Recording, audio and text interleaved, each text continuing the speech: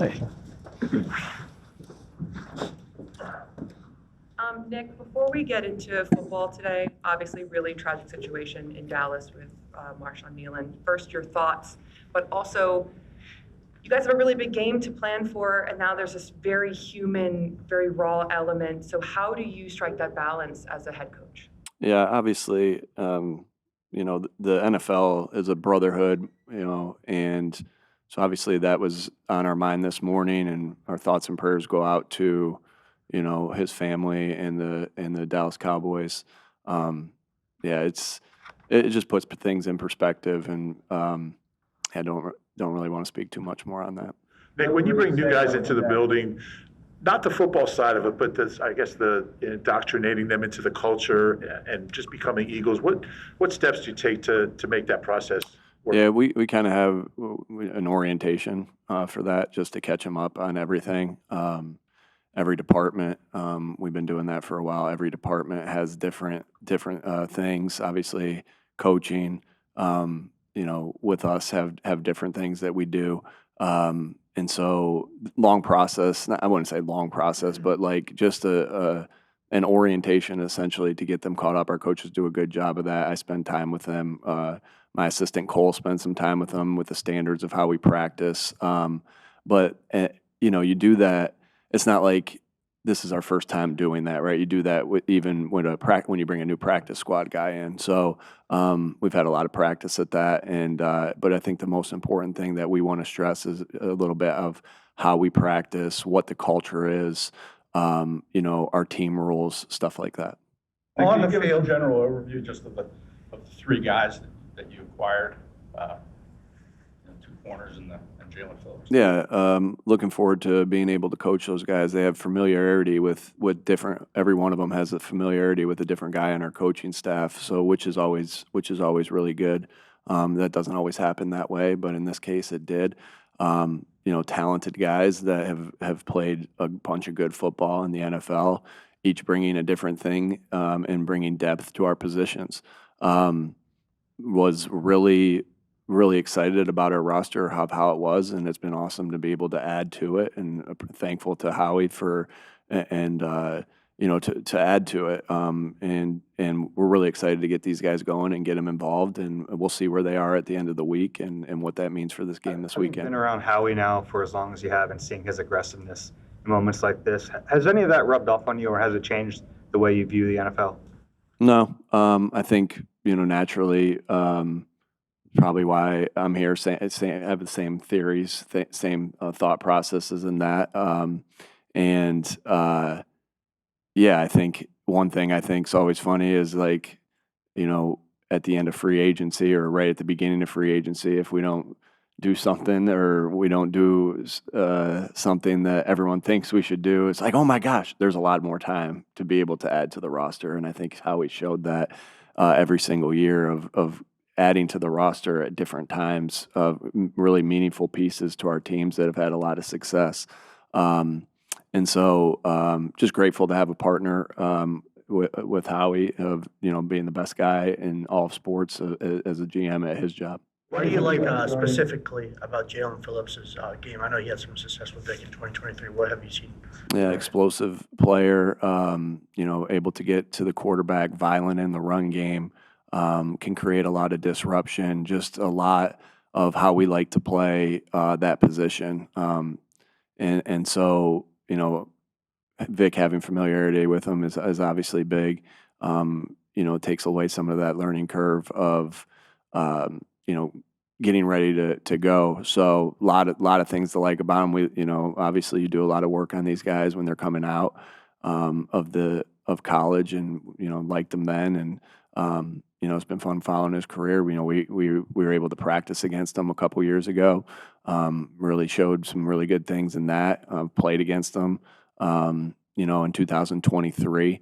And so, yeah, just a lot to like about him. Really good player.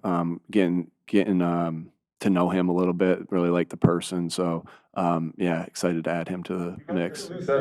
How realistic is it to have those guys up to speed in order to play We'll see. Monday night? Yeah, we'll see.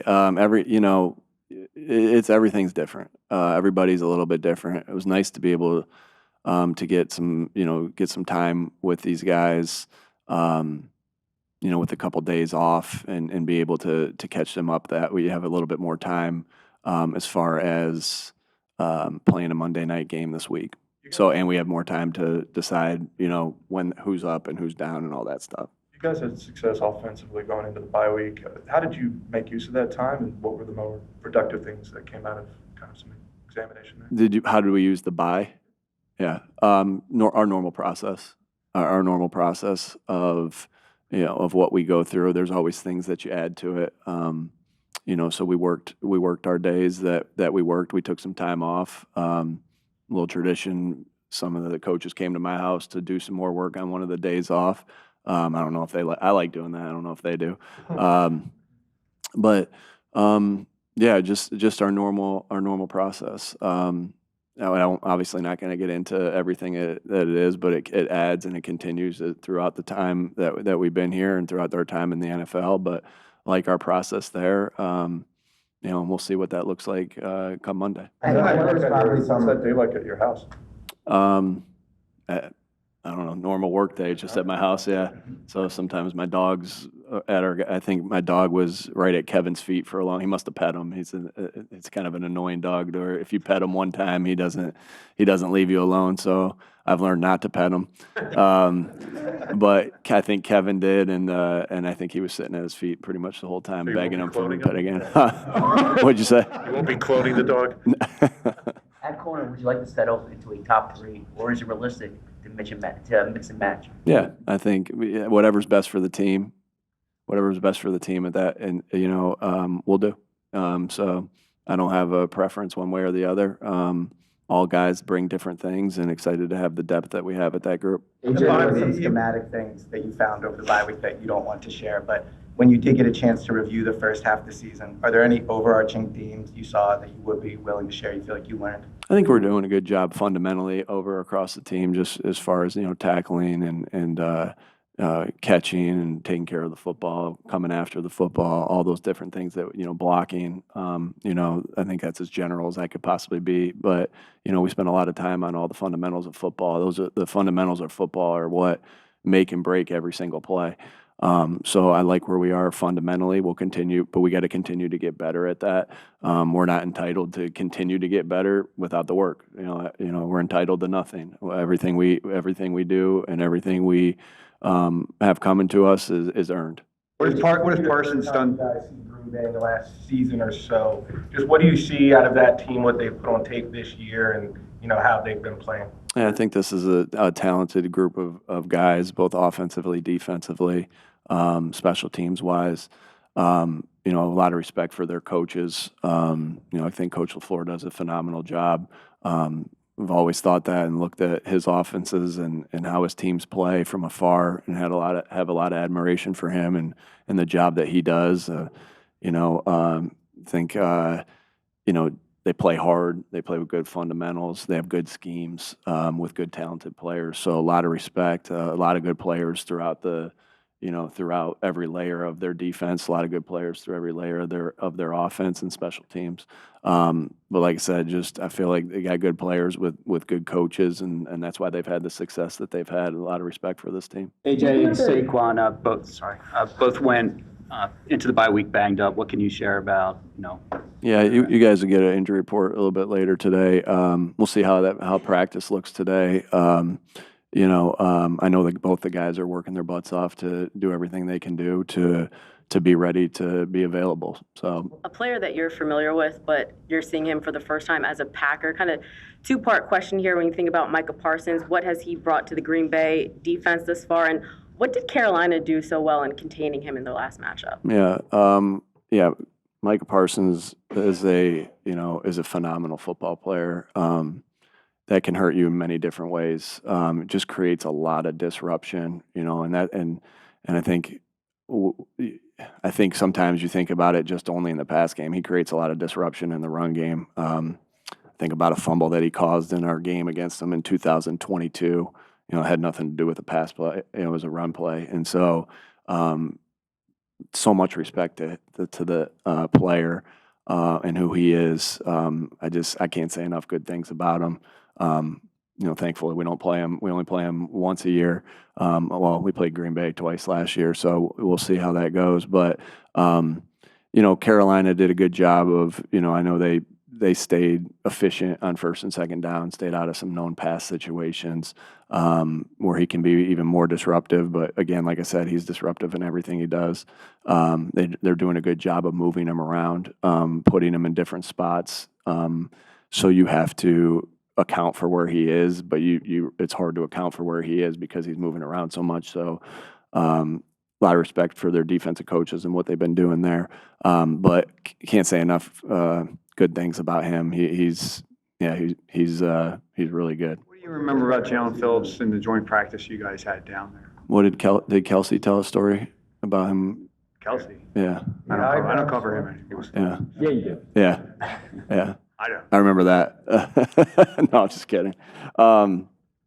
You're just saying in that joint practice, Jeff? Is that what you're talking about? Well, yeah, I remember he stood out for various reasons. I think he also had the specific signed jersey for having a good practice the day before, if I recall correctly. Oh, I didn't know that. Just again, the disruption that he can create, and it's always good. We really our guys do a great job, with all the good players that we have here, of letting iron sharpen iron. And then when you're able to go against a guy on another team in a joint practice that's doing that too, it just helps those guys, help Jordan get better, help Lane get better. Very similar to how I felt like when we practiced against Cleveland. Again, all those things are great opportunities to help you get better. And I remember thinking, man, this guy can go, and he's big. He's a big. Have you guys been up to him yet? No. John Clark was the only one. The one I heard. Yeah. So big, huge dude. Just enormous. Like people will be, sometimes it's like when I meet somebody in person for the first time, they're like, "Oh, you're a lot taller." And I'm like, "Well, I'm 6'3". It's like, but I do stand next to Lane Johnson and Jordan Mailata. Well, he does the same thing. He towers over me just the same way those guys do. So, again, like I said, just so excited to have him and to get to work with him. What is your perspective on the season that Lane has had so far? Yeah, you've heard me say this 100 times. Like, Lane's one of the best players in the NFL, maybe one of the best players of all time at his position. The things that he can do is freaky, and I see him continuing to do that. I love that consistency that Lane has, that he's a superstar football player, and he does it week in, week out, and I continue to see that through the season. So, feel the exact same way about him as I felt about him the last 4 years, and he's having a great year, and we need him to have a great year. He's one of our best players. Your team had all-pro caliber players trying to rebuild their career, whether it was Julio, Shaq Leonard, Robert Quinn. In Jair's case, how do you stay clear-headed about the player you respect from the past compared to the player you have now on the field? Yeah, again, we obviously think highly of the player that we have now on the field. That's why we went and got him. And so, yeah, you go to work, you practice, you see where he is, and you see how you're going to, what it's going to look like on Sunday. So, excited to get out there with him today and watch him go. Normally I go to all the, the linebacker drills, or I go to the D tackle drills, or I go to the DN drills, and really kind of mix into the offensive line drills. But today I'll probably be over there a little bit with the DBs, a little bit more with the DNs, and take a look. Should he be made available on Monday for a guy who's done so much for the city, retiring, coming back? What's it going to be like seeing BG get out there again? Yeah, we'll see where he is at the end of the week, but it's been great having him back in the building on a consistent basis. So just, the energy he brings, the smile that he has on his face every day. Still one of my favorite things is to be able to, I remember showing the clip in 2023 of him running down Dak and stopping a 2-point conversion. And it's like, hey, guys, you don't play 15, 16, whatever year he's on now. years in the NFL without all the extra stuff, without all the, talent alone never does get you that far. It gets you in the door, but it doesn't allow you to go as far as Brandon Graham did. So he has all those things that you like to point out in film, then it's nice to have that back. And, we'll be, when he gets back on the field, that's always, we're kind of thinking that way now in the sense that he's back on the field practicing. So it's, but when he's able to go back out in the game, that'll be exciting. All right, thanks, folks. Thank you.